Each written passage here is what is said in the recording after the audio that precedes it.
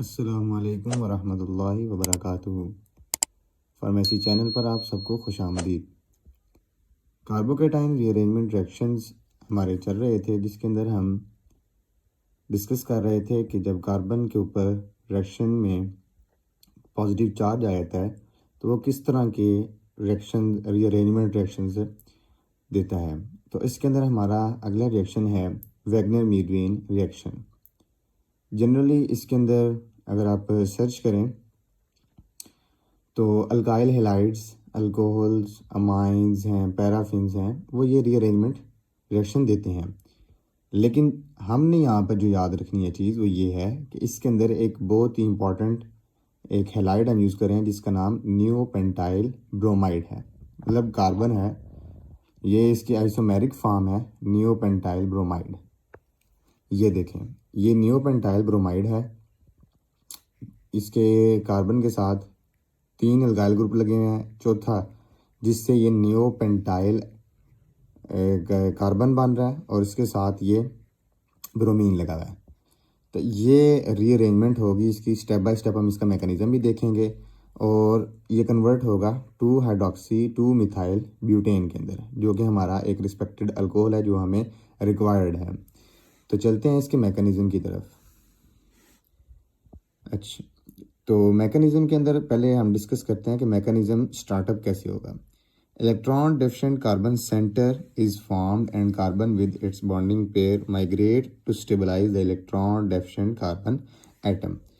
इसके अंदर ये बताया गया है कि सबसे पहले इलेक्ट्रॉन डेफिशिएंट कार्बन एटम बनेगा, जिसका है कार्बन सेंटर जो सा है वो फॉर्म होगा, जिसमें कार्बन अलहदा जो इसके साथ अल्काइल ग्रुप्स लगे हुए हैं वो क्या करेंगे, उस बॉन्डिंग पेयर माइग्रेट करेंगे कि वो स्टेबल कर सकें उस कार्बन सेंटर को जिसके पास इलेक्ट्रॉन्स की डेफिशिएंसी हो गई है। तो शुरू करते हैं। पहला स्टेप है जी डीहाइड्रो हैलोजिनेशन, मतलब एक हाइड्रोजन और एक ब्रोमीन यहाँ से रिलीज होगा तो हमारे पास एक इलेक्ट्रॉन डेफिशिएंट कार्बन सेंटर बनेगा। देखते हैं, इसके अंदर हमने इसको ट्रीट करना है वाटर के साथ ताकि रिएक्शन इंटरमीडिएट में कोई मसला ना हो और आराम से हाइड्रोजन भी प्रोवाइड किया जा सके। अच्छा, अब नियोपेंटाइल ब्रोमाइड का रिएक्शन हमने किया वाटर के साथ, तो ये ब्रोमीन और यहाँ से ये वाटर का हाइड्रोजन, ये दोनों मिलके HBr बनाएंगे। जब HBr बनेगा तो OH रह जाएगा इन द रिएक्शन मिक्सचर। जब OH रिएक्शन मिक्सचर के अंदर रह जाएगा तो क्या होगा कि ये इलेक्ट्रॉन डेफिशिएंट कार्बन सेंटर एक बन चुका है जिसके ऊपर पॉजिटिव चार्ज अपीयर हो गया CH2। हाइड्रोजन इस अल्काइल ग्रुप का रिलीज नहीं होगा, लेकिन हाइड्रोजन वाटर के हाइड्रोजन से हासिल किया जाएगा। अगला स्टेप है माइग्रेशन ऑफ अल्काइल ग्रुप।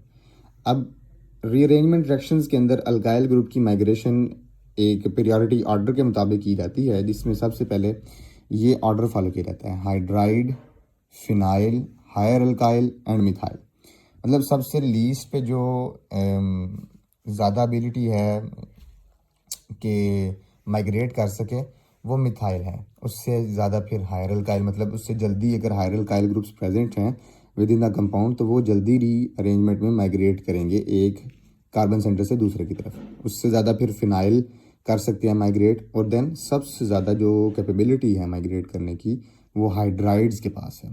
तो इसमें हम देख रहे हैं कि मिथाइल ग्रुप ही प्रेजेंट है कार्बन के साथ, तो मिथाइल ग्रुप यहाँ से माइग्रेट करेगा। अब इसकी वजह क्या होती है? इसकी वजह ये है कि माइग्रेशन एप्टीट्यूड जो है मिथाइल ग्रुप का वो इफ़ेक्ट करता है with in the carbon centre के साथ जो अल्काइल ग्रुप्स लगे होते हैं।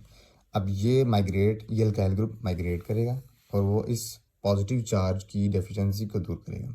जैसे ही यहाँ पे लगेगा तो क्या होगा कि जहाँ से ये बॉन्ड ब्रेक हुआ था वहाँ पे एक कार्बन डेफिशिएंसी हो जाएगी चार्ज की, इलेक्ट्रॉन्स की। तो ये यहाँ पे एक पॉजिटिव चार्ज भी हो जाएगा। ये पॉजिटिव चार्ज शो कर रहा है कि यहाँ पे अभी एक बॉन्ड बनने की कैपेबिलिटी है, डेफिशिएंसी है यहाँ पे। नेक्स्ट रिएक्शन जो कि लास्ट स्टेप है इस रिएक्शन का वो है न्यूक्लियोफाइल का अटैक होता है। रिएक्शन मिक्सचर के अंदर हमने कहा था कि जब वाटर हम ऐड करते हैं तो हाइड्रोजन तो HBr की फॉर्म में रिलीज हो जाता है, लेकिन हाइड्रोक्सिल जो होता है ये रिएक्शन मिक्सचर के अंदर रहता है। क्यों? क्योंकि इसने बाद में जाके अल्कोहल बनाना होता है। तो अब ये पॉजिटिव है और हाइड्रोक्सिल नेगेटिव है। तो ये negative as a nucleophile attack करेगा इस कार्बन सेंटर के ऊपर, और फिर क्या होगा कि हमारे पास रिस्पेक्टेड हमारा अल्कोहल 2 मिथाइल 2 ब्यूटानॉल बन जाएगा। तो मैं एक बार दोबारा से रिपीट कर देता हूँ कि सबसे पहले स्टेप में हुआ है हमारे पास डीहाइड्रोहैलोजिनेशन, जिसमें हाइड्रोजन वाटर से लिया और साथ में ब्रोमीन रिलीज़ हुआ है, और ये प्रोडक्ट हमारे पास कार्बन डेफिशिएंट सेंटर बना। उसके बाद माइग्रेशन हुई अल्काइल ग्रुप की, एक एक ऑर्डर फॉलो किया जाता है, पीरियोडिटी ऑर्डर फॉलो किया जाता है, जिसमें मिथाइल सब से लीस्ट पे है। तो चूँकि हम यहाँ पे मिथाइल यूज़ कर रहे हैं तो मिथाइल माइग्रेट करेगा। अगले स्टेप में न्यूक्लियोफिलिक अटैक होगा, hydroxyl as a nucleophile attack कर रहा है, और ये हमारे पास ब्यूटानॉल बन जाएगा। अब इसकी फार्मास्यूटिकल एप्लीकेशंस बहुत इंपॉर्टेंट होती हैं इन रिएक्शंस की, क्योंकि ये कम्प्लेक्सेस फॉर्म करने में इम्पॉर्टेंट होते हैं। तो देखते हैं सबसे पहले कि साइंसेस ऑफ एंटी डिप्रेसेंट बनाने में ये काम आते हैं। एंटी डिप्रेसेंट्स की जैसे हमारे पास एमोक्सापिन है, एलाविल है, या और भी बहुत सारी हैं जो कि डिप्रेशन को मतलब एंजाइटी को कम करती हैं। तो ये उनकी साइंस में यूज़ होता है। एंक्सियोलिटिक्स ये भी एंटी डिप्रेसेंट्स हैं, जिससे डिप्रेशन मतलब इज़्तिराबी ये ख़त्म होती है या कम किया जाता है इनको। तो और है लिखा हुआ है कि also in the sciences of anticonvulsants जैसे ऑक्सकार्बाजेपिन, लोमोट्राइजीन है, फेनिटोइन है बहुत सी ऐसी मेडिसिन हैं जो कि एज एंटी कन्वल्जेंट्स यूज़ होती हैं, एंटी डिप्रेसेंट्स यूज़ होती हैं, एंक्सियोलिटिक्स यूज़ होती हैं। मतलब इनकी ये जो रिएक्शन मैकेनिज्म हम पढ़ रहे हैं ये एंटी डिप्रेसेंट है, मतलब एंजाइटी को ख़त्म करता है, कम करता है, या एंटी डिप्रेसेंट है जिससे मतलब कि बेसुकूनी की हालत में जो कमी आती है। तो आज के लिए सिर्फ इतना ही। अल्लाह हाफिज़।